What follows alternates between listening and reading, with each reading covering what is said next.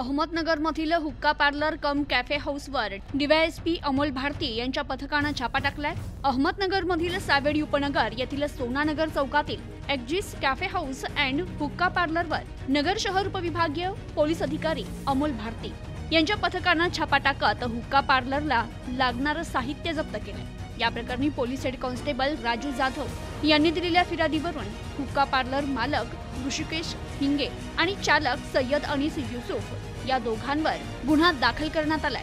अहमदनगर शहराचे पोलीस उपविभागीय अधिकारी अमोल भारती यांच्या पथकाला मिळालेल्या माहितीनुसार सोनानगर चौकात अवैधरित्या हुक्का पार्लर सुरू आहे। त्यानुसार डीवायएसपी अमोल भारती यांच्या पथकाने संबंधित ठिकाणी जाऊन छापा टाकत कारवाई केली आहे। सोनानगर चौक येथील विराम हॉटेल शेजारी पत्र्याच्या शेडमध्ये ऋषिकेश हिंगे हा एक्झिस कॅफे हाऊस अँड हुक्का पार्लर नावाचा हुक्का बार चालवत होता, तर सय्यद अनीस युसुफ हा तरुण त्या ठिकाणी काम करत होता। पोलिसांनी जेव्हा या हुक्का पार्लरवर छापा टाकला त्यावेळी त्या ठिकाणी 5 टेबल आणि बसण्यासाठी आरामशीर सोफे आढळून आले। तसेच काही तरुण हुक्का ओढतानाही त्या ठिकाणी आढळून आले होते।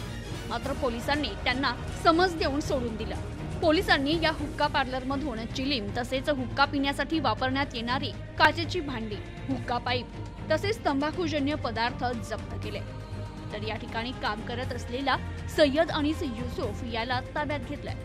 मात्र या हुक्का पार्लरचा मालक ऋषिकेश हिंगे हा फरार आहे। प्रतिनिधी अनिकेत गवळी, न्यूज टुडे 24, अहमदनगर।